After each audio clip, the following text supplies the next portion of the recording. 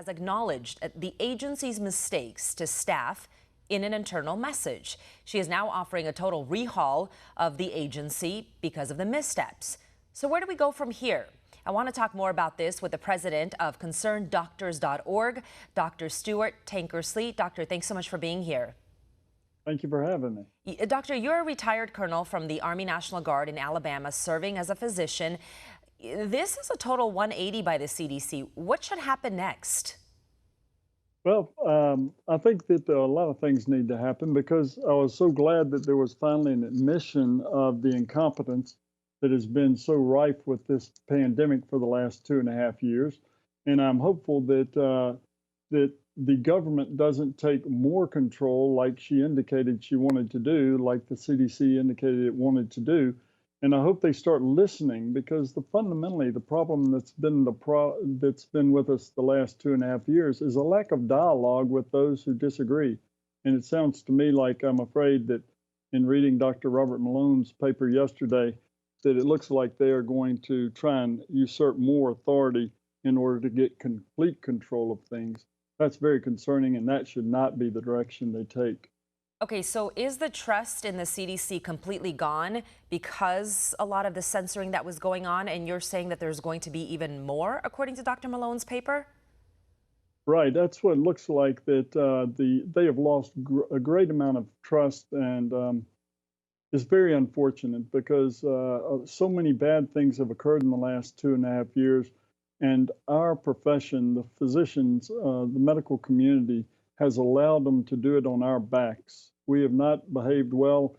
We have not done things like we have normally done. Science invites dialogue, invites dissent and questioning. Unfortunately, political science has been running the show, it seems like. Do you think there needs to be an improvement of information flow? Without doubt, information, I think it would be very healthy. Unfortunately, fear has, they've used fear to trap us in their web of deceit and harm. And there has to be a flow of information developed that has not heretofore not occurred. You've been a doctor for 25 years. You've seen a lot of data. What's your take on the vaccine injuries and why they're happening? Well, we know why they're happening. Unfortunately, just getting very, very briefly, if people would just pay attention to this simple concept. The virus has 29 proteins. All but one of them are safe on our bodies, are not toxic by itself. The spike protein we've known since 2008 is pathogenic by itself. That is what they chose to use in this platform of the vaccinations, as they're called, even though they don't qualify as vaccinations.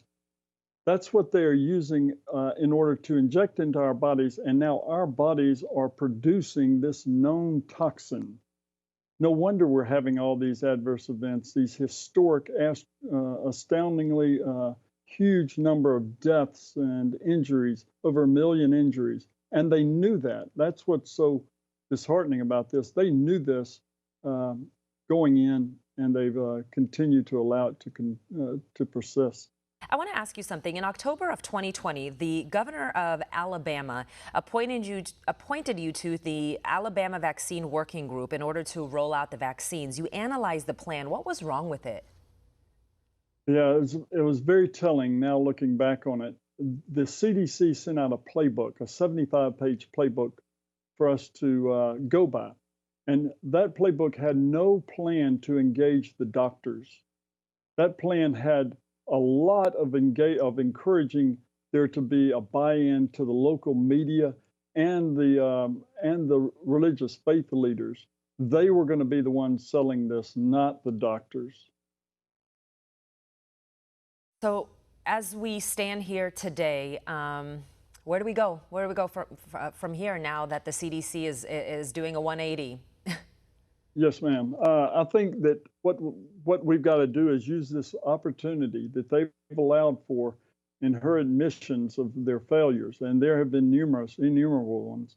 We need to, I think, fundamentally, in order to recover, we've got, in a way, repent, is we've got to acknowledge what we've done wrong. And allowing them to assume more responsibility is the exact opposite direction, as I mentioned earlier. Well, Things to help, Go ahead. ma'am? Sorry, go ahead. Yes, ma'am. So the corrective actions I believe the science is clear about is we've got to stop these poisonous injections, these biological agents. The astounding number of cancers that are occurring, not only is the messenger RNA platform they use dangerous, but the lipid nanoparticles, the fatty envelope that is used to deliver it to the cells, in and of itself is pathogenic.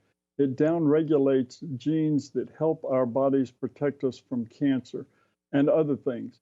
We've got to get rid of the vaccines. We've got to make widely available, things safe, long-standing safe medications like hydroxychloroquine and ivermectin.